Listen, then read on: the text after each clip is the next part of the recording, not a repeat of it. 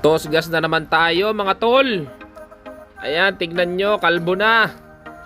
Mana sa may-ari mga lodi ko. Siyempre, palitan tayo. Ayan mga lodi, binabaklas na ang ating gulong sa harapan. Ayan na si X-Max. Mukhang masaya na naman ang ating si X-Max dahil magpapalit na siya ng sapatos. Ayan, nililinis na yung ating gulong.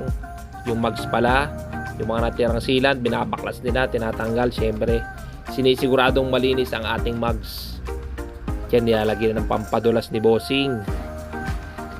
Sige, Bossing, banata mo na. Siyempre, nagpalagay na rin tayo ng sealant para all goods. Mabutasan man tayo sa kalye, okay lang. Ayan, tapos na mga boss. Salpak na ni Idol. Alrighty. Siyempre, Euro grip ang ating pina-install sa ating harapan.